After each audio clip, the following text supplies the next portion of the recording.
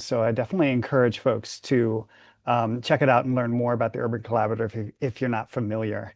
My name is Dave Kivita. I'm Director of Development for Lindamood-Bell for Schools.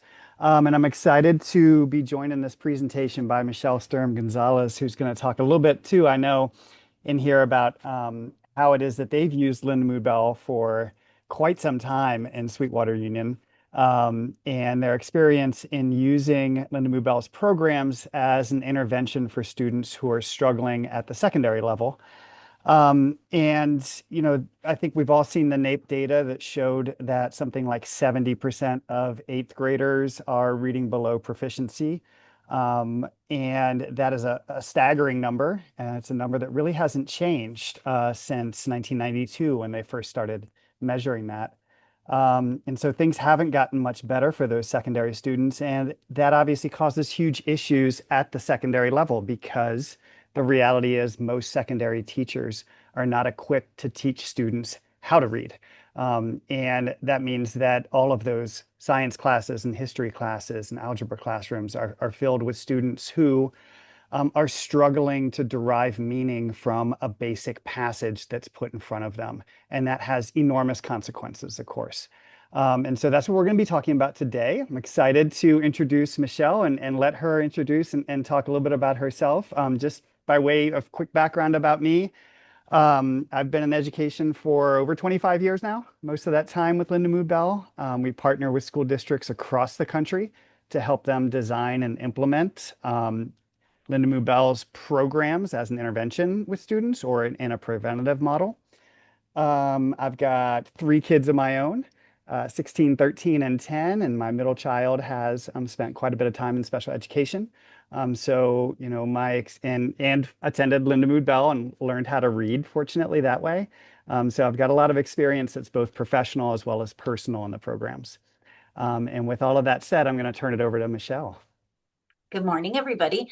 I'm Michelle Sturm-Gonzalez. Sweetwater is South San Diego. I'll show you a little bit more about that. My background is special education. I was a reading specialist.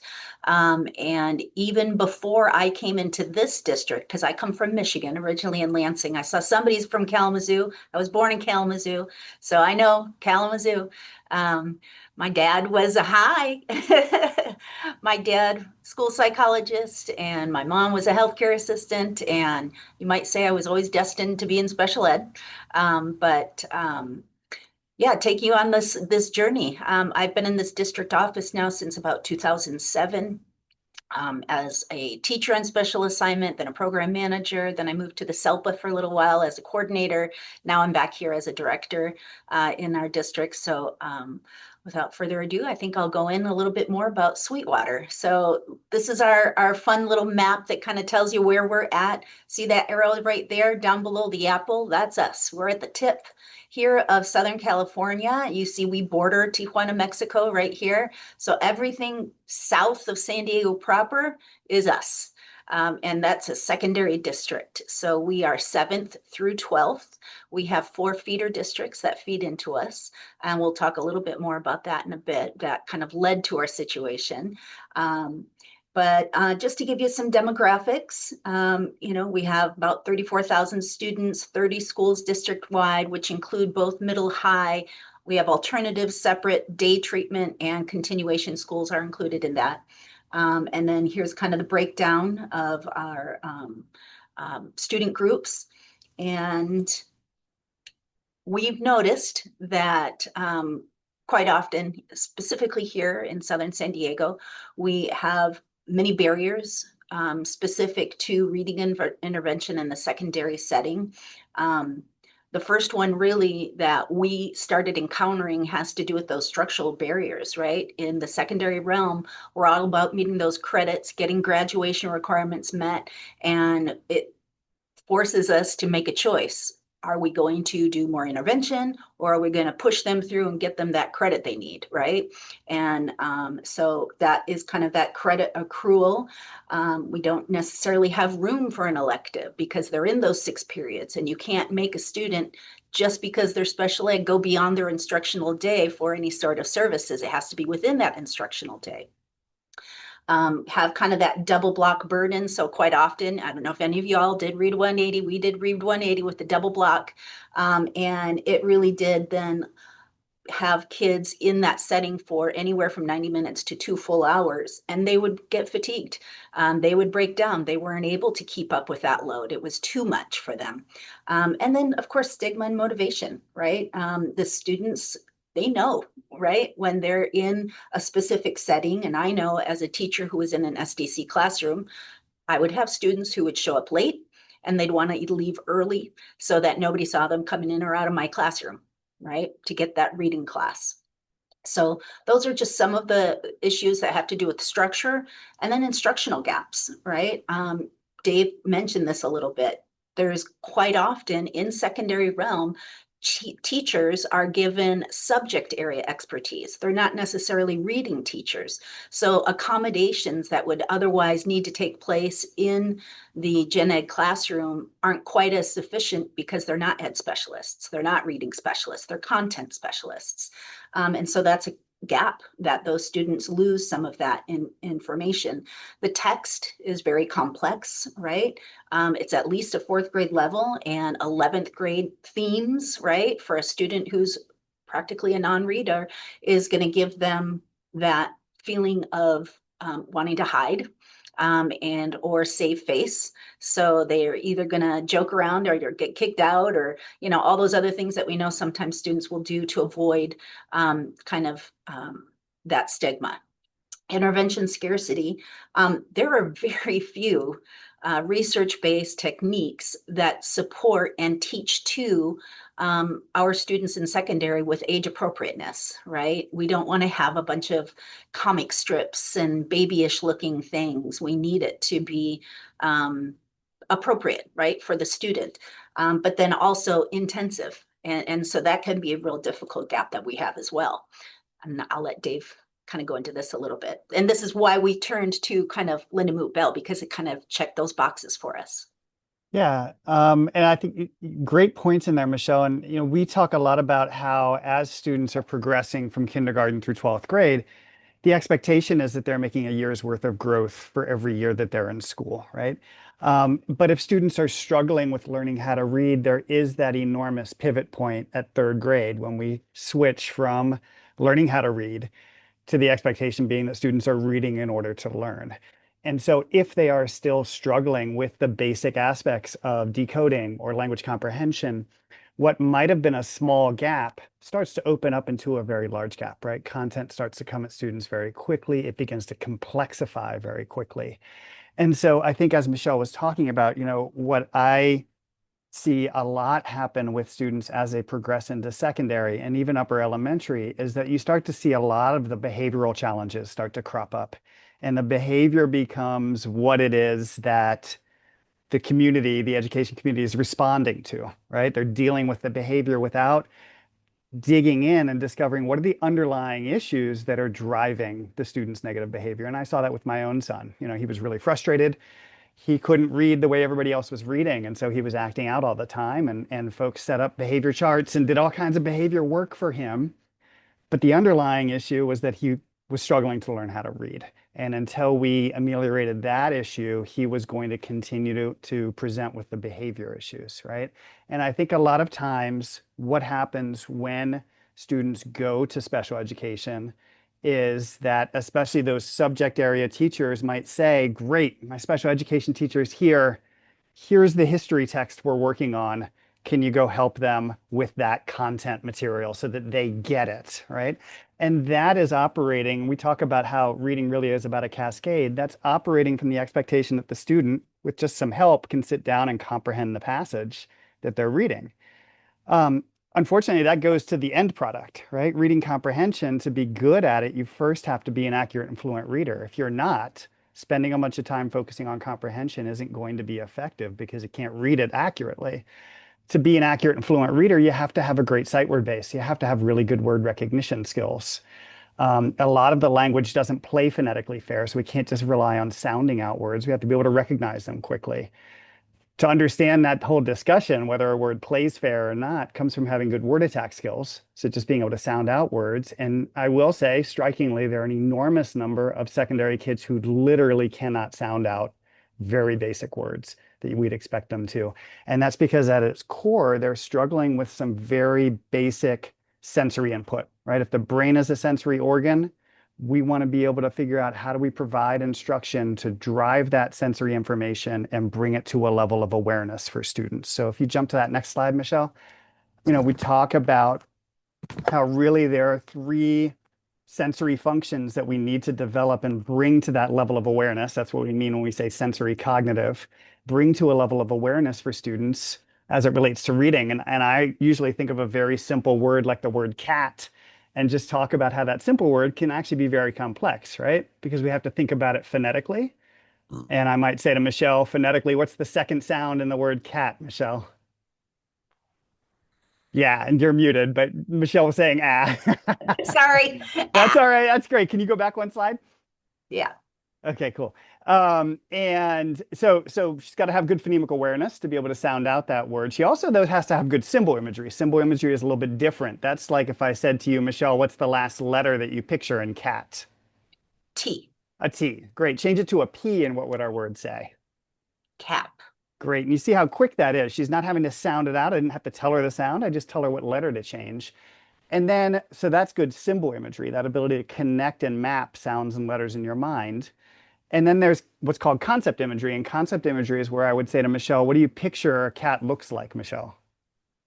Uh, Animal. A furry Yeah, it's a animal. furry animal. Great. How many legs do you picture a cat has? 4. Four, yeah. So Michelle might talk about how a cat usually has like pointy ears and a long tail. It's a furry animal with four legs, right? That's good concept imagery. That's the ability to create a movie in your mind for information as it's coming in. And so you can think about that word cat, and there are three very distinct ways to think about that word. And those are three very distinct brain functions, and a student might struggle with one or a combination of several of those. And if they do, that's going to impact their ability to get meaning from a passage about a cat, right? And I think that one concept imagery, a lot of folks are familiar with decoding, so phonemic awareness and symbol imagery. Concept imagery, think about that as the ability to sort of sit down and read a book and create a movie in your mind for that book so that you can put it down, walk into the other room and be able to summarize that, right? And I think sometimes concept imagery, you can think about how if you're tired and it's late at night and you're reading, sometimes you get to the bottom of the page and what do you say?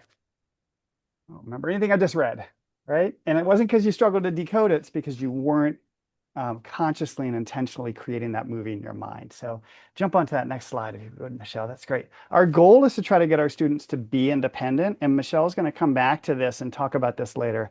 And I think for secondary students, this is one of the biggest challenges that they face. It's also the biggest moment at which you're going to get them to buy in, right? So if our goal is to get our students to be independent, to be that way, they have to first be able to self-correct. In order to self-correct, they've got to be aware, of course, of what they're doing and compare it to what they're supposed to do. And that really does come from having good sensory input, good sensory information coming in, right? And so the way that we handle that is in a very Socratic manner at Lindamood-Bell, right? So if Michelle was reading a word like cat, if you can go back one slide, Michelle. Yes. Awesome, thanks. If Michelle is reading a word like cat and she misreads it as cut, what the teacher will learn to do is to cover over that word with their hand so my student's not looking at the letters anymore and respond down to their sensory level with some positive reinforcement. So I might say to Michelle, great job with your C saying k. What do you picture for your second letter when you say cut? And Michelle would say, what? You. A U. Nice job. Now I can give her more positive reinforcement because she's starting to monitor. Great job with the U there. That word would say cut, right? Now I can uncover the word and say, what do you see for your second letter here? And what do you see? A. An A. Great. What sound does A make, Michelle? A. Great. So if that A says ah, what does our word say now? Cat. Right? And I let Michelle fix that error herself. And by going through that very deliberate, explicit process, she's more likely to get herself to a point of being independent, right? And that ability for students to learn and recognize, oh, I can solve this problem myself. I can fix my error myself is the moment when you really get those kids, especially those secondary kids, to start to buy in to what it is that you're trying to do with them. Um, and so some of the differentiators, just really quickly between Lindamood-Bell and a lot of other programs that you might see, is that we are focused on bringing that sensory information to a level of awareness. The work that we're doing aligns to a theory of cognition. It's actually called the dual coding theory, and I think somebody might have put some information about that in the chat. And certainly, there's been a lot of research, including fMRI studies, that's been done on students who've been receiving Lindamood-Bell instruction. Some of it, the most recent coming from Stanford, that was actually published last year, showing changes in how students' brains function and process as a result of this type of intervention. And uniquely, the programs are not scripted, right? So we're not going to say this is what you do on week 1, this is what you do week 2, this is what you do week 3. There's a scope and sequence. There's explicit language, there are steps, but the pacing of the program is differentiated. And that's what Michelle was trying to emphasize earlier too. A secondary student isn't going to sit down and work on B saying B and A saying ah for 2 weeks because that's what the scripting of a program says. Instead, my teacher has to be engaged in a very Socratic back and forth and being essentially a real-time diagnostician and changing instruction to meet where the student's at and making those changes in real time. So I wanted to give you all that sort of grounding and what's unique about the programs, and now pivot back to Michelle to talk a little bit about how it is that she's made it a reality in Sweetwater. So for those of you who kind of sit in a similar chair as I do, we do face litigation. I know even just this year alone, I've had 3 complaints that have come through. And really what that has to do with is in the secondary realm, when we have students who are practically non-readers, what do we often do but revert to assistive technology and say, well, this will do it for you. And then we kind of leave the reading behind. Well, that just can't happen. These students require that support. They have time to be able to build those connections. Just because they haven't done it yet here with us doesn't mean they can't, right? And so our obligations, I just cited a few different things, a few different Ninth Circuit Court implications that really have applied and led to us building now these different structures to support all learners, 7th through 12th grade, in gaining these reading skills. So, whoops. Specifically, I wanted to share with you what we started off with. Years ago, we had an amazing individual who is a reading specialist and actually Lindamood-Bell trained and a trainer for Lindamood-Bell, who came in and really supported us in developing this summer reading clinic. Like I said, it existed before I even started in this district. So I've been here 23 years. So that structure has been in place for more than 23 years using Lindamood-Bell.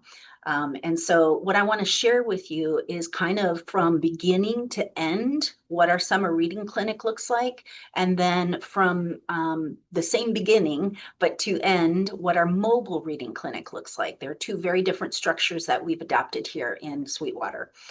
So specifically, I want to share with you this pre-post assessment piece.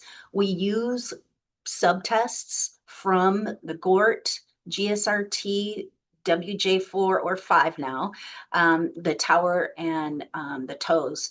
And so what you can see here, I'm going to share with you this pre-assessment. You can see here at the top. Can everybody still see this? Awesome.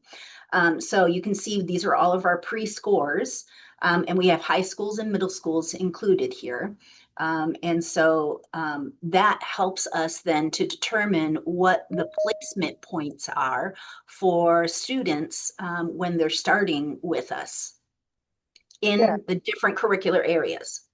Yep. And so, in looking at that sort of deep battery of assessments that Michelle's talking about, she can make a determination with her team about whether some students should go into a group that's going to be receiving Seeing Stars instruction. Seeing Stars is the program that we use to develop students decoding. It's very systematic and explicit.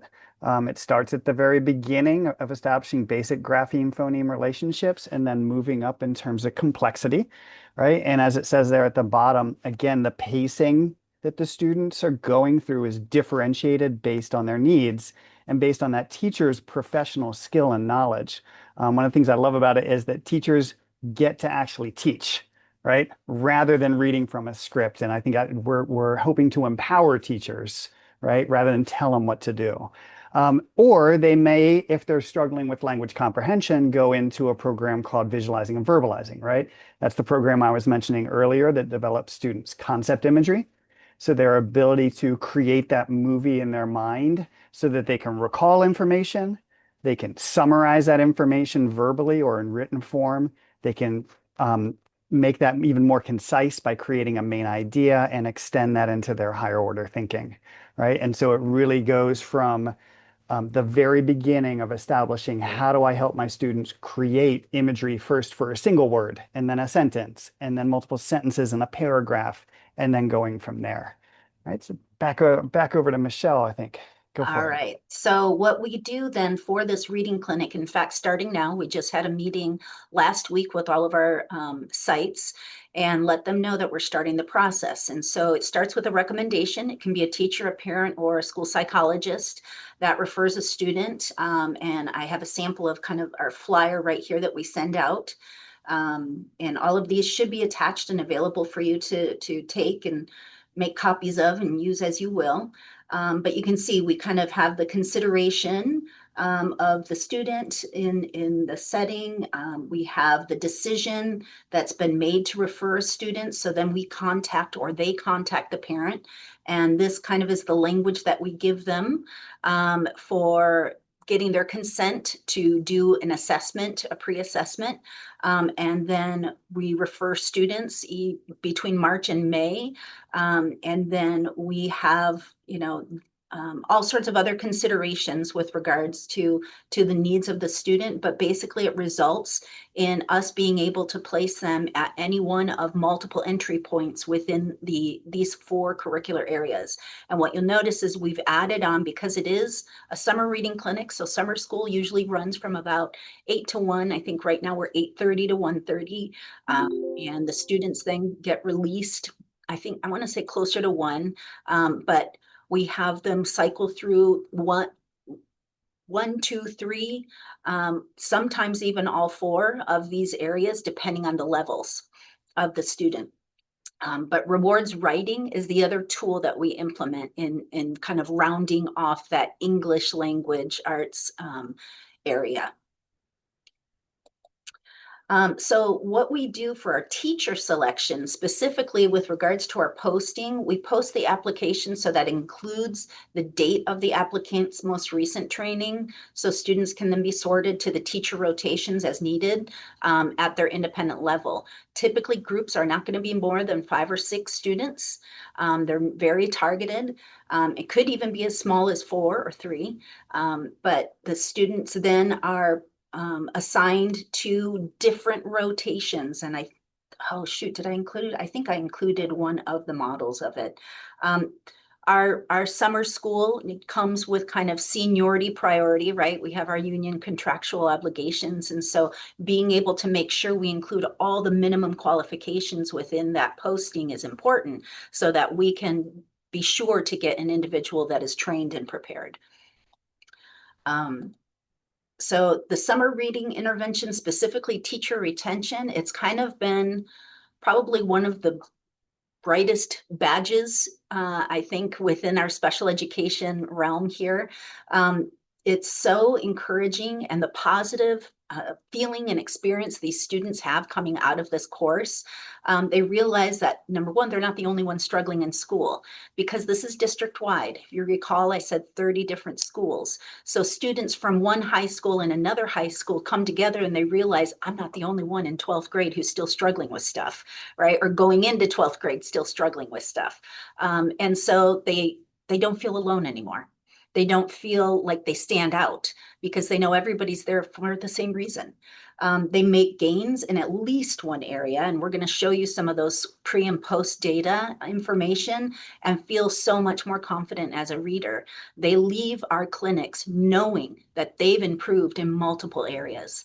And then we also, they learn how to advocate in the classroom. Part of what our schedule allows, we start the morning whole group, and it's all self-advocacy and or SEL, that social emotional learning support, that can build that confidence and build that encouragement. How to ask for the help. What if you get called on in class? What do you say? Right? If you're nervous, how do you approach the teacher? And it really supports students being able to have a very open and understanding experience. Again, knowing they're not alone in this, they feel more confident being able to tell their teacher, hey, could you let me know if you're going to call on me ahead of time so I can practice the reading? That's it. And so I have a little testimony here I'd like to share with you.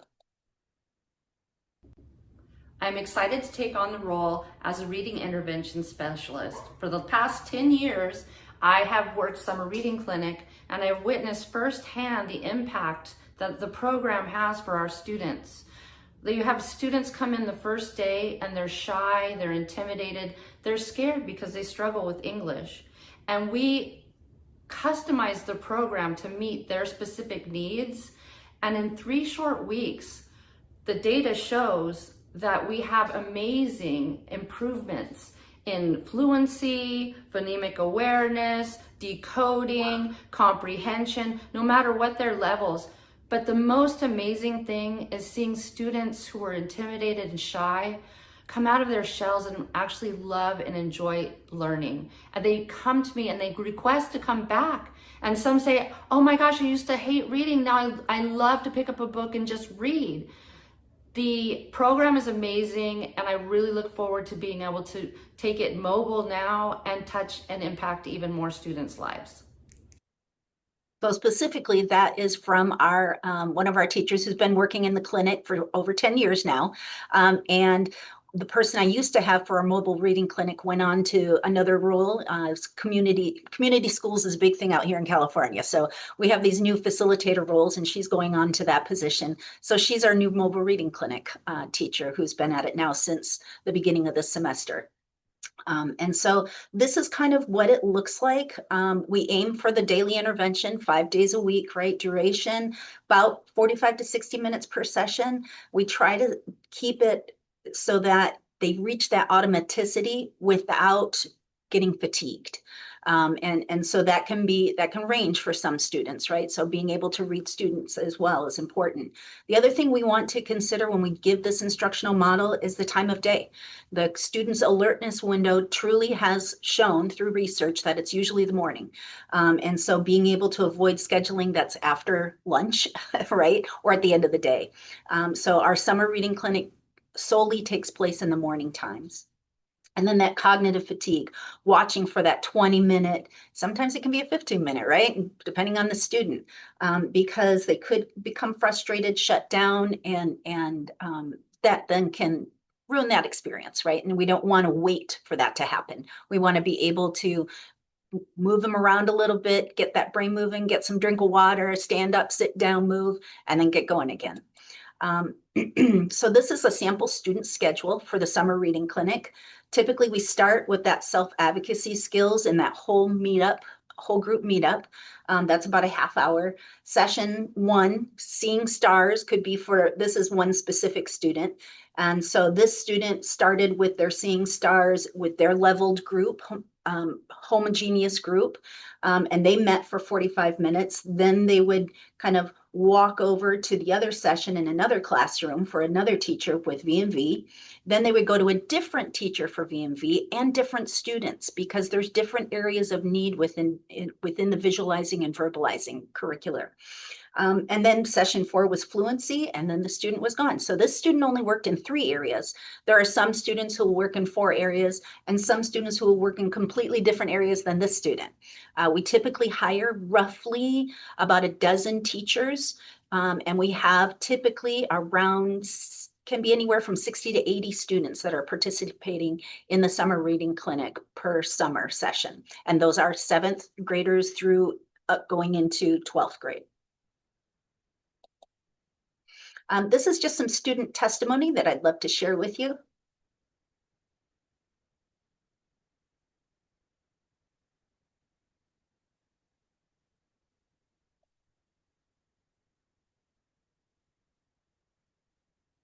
See if we can get it going.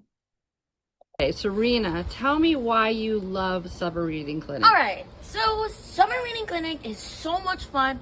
You get to meet new friends, you communicate, you can hang out with them, you can just chill, relax, and read. And when you get to high school, you get to read more. And did you learn more about how to read at Summer Reading Clinic? Yes, it's way better than summer school because you don't have to go to summer school because you don't have to go to months of fear. If summer school is boring, go to Reading Clinic. It's so much fun. Awesome. Okay, Serena. All right, that's one. That's Serena. And both of these students are high school students, just so you know. And this is Stephanie.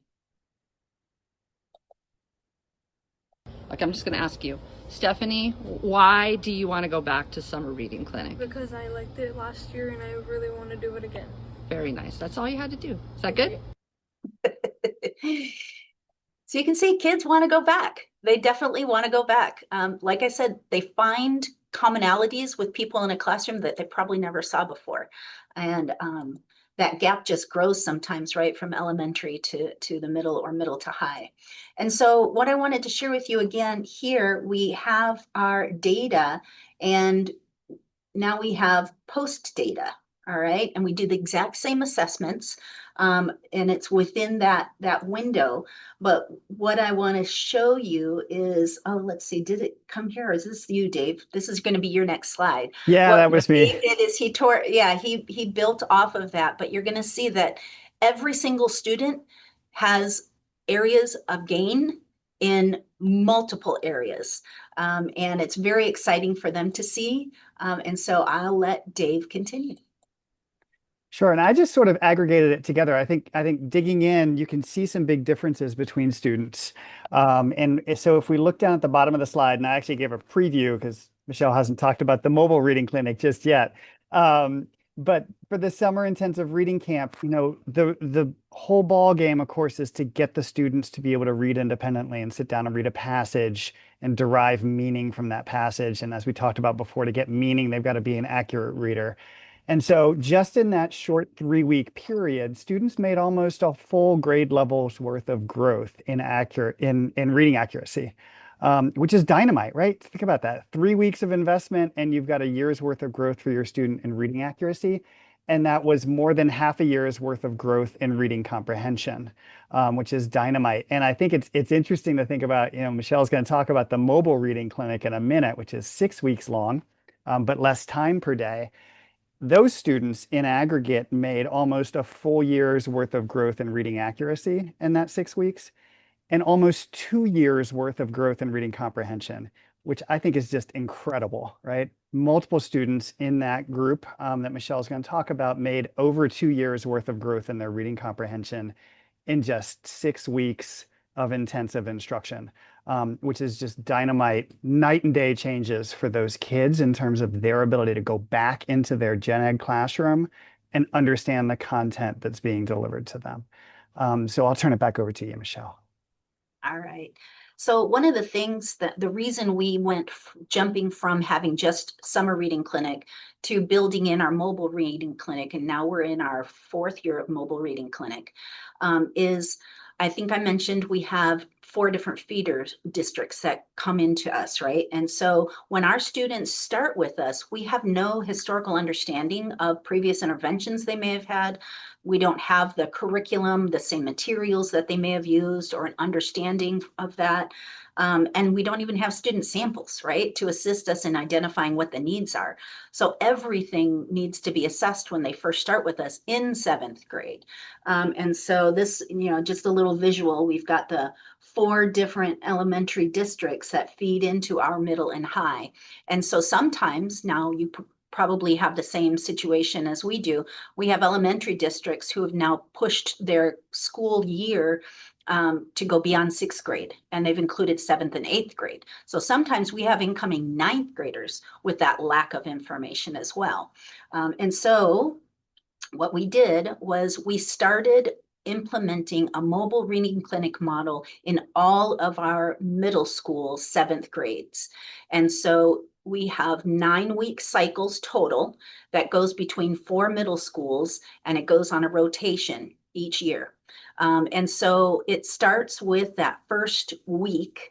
The teacher, well, first we do that parent outreach, the intervention specialist also, you know, works out of my office.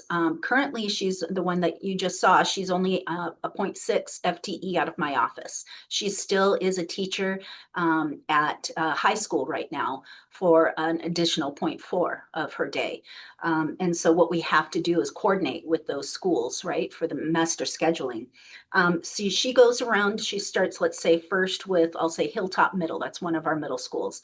And that first week of school, she's assessing students to make a determination of who are the kids that I can be pushing in and supporting, because they are block schedules. For a portion of the day, she can work with 2 different groups in that English class. So that part of the day is spent with the ELA teacher going through ELA standards-based curriculum, and a part of the day for one group is then going through wherever it is that they're homogeneously able to group.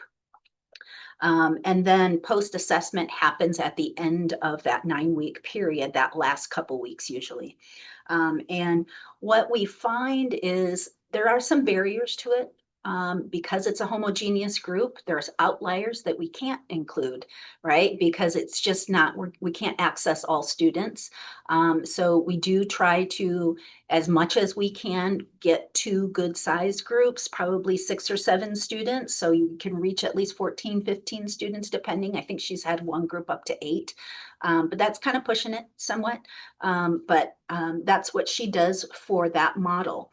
Some of the considerations we have to make, as I mentioned, is I meet with the principal for those 4 middle schools that are going to be coming up in the next year. Right about now, I've already scheduled those meetings. I'm going to be meeting with them, kind of sharing with them, because I don't know about y'all, but we've had quite a bit of turnover. And so we've got new principals out there, middle school principals that went on to become high school principals. And now there's APs that are now principals and they don't know anything about this. So I go out and show them exactly what I'm showing you. The data, the student testimony, the teacher testimony, and what it can provide to their students. And then we have to coordinate that master schedule with those 4 middle schools with that ELA class. That means that that morning time, again, we're going to go for that optimal time that we have students. So I'm asking them, please put your ELA classes at the beginning of the day so that when our specialist comes in, they can push in, because she teaches at the high school in the afternoon. And we get there now, right now, because they're building their master schedule right now for next school year. Okay. And then we have to coordinate the master schedule with my intervention specialist. So just making sure that over at her school, her high school, they're only putting her in that afternoon periods so that she has that morning that she can dedicate to this model around the district. At one time, I had 2 specialists and hoping to build that back up again. One of the things I think that Dave may have mentioned before, we believe that has really helped this model most impactfully is this questioning, not telling, right? The Socratic method, and it allows students to discover their own errors. It's kind of like if you've ever been a teacher trainer before, you have to let the teacher have their own aha moment, has to click for them. It's the same thing with our students. It needs to be them discovering their own error and correcting for it in order for them to have that clear, like, change, right? Because what we're trying to do is relearn certain things that students are doing. The other thing is, you know, I very strongly believe that these shorter, intensive instruction for 6 weeks has definitely helped us to not have fatigue. We noticed when we had the double period model of Read 180, by second semester, those students we were seeing more behaviors than we were improvements. And in fact, if you've ever heard of, the Q2 dip, I don't know if you did read 180. I was the trainer in our district for that. Every time we started with it, kids always dipped, and we couldn't get them back up to where they were within the first 9-week period. And it's amazing. And so to me, Lindamood-Bell checks all those boxes, because that brain requires a high dose at an intense level, right, in order for them to have lasting neurological change. Yeah, and I was thinking, Michelle, the really important thing that you had on there was that it's more important to do 60 minutes daily than to try to stretch it out and do 20 minutes a day over the course of a year, right? Correct. If you can hit the amount of time over a period, right, you'll be seeing those changes and that growth that you're not going to see if you're doing a very small amount of time, even if you extend it across the entire school year, right? And we all know what happens when you have 20 minutes of intervention, right? By the time you're seated and working, 5 minutes of it are already gone, and then kids start checking out the last 5 minutes. So you get about 10 minutes of good instruction. So really trying to have enough time to overlap steps and work on all of those areas that students need is critical. Right. And I think this is where we want to open it up for questions. Yeah. I'll stop the share. And our contact information was there, and you can certainly reach out to either one of us. And Michelle is dynamite. I think, like Ruchika said, we're gonna share all of the materials that we just went through. I'll put my email in the chat. We are definitely going to share everything that Michelle and Dave shared with us today. We will also share this recording. I am going to stop this recording for our conversation right now, but please stay on and let us know what your questions are. Also, just like, what have you done around this work? We want to learn from each other. Thank you again, Dave and Michelle. I'm going to stop the recording right now.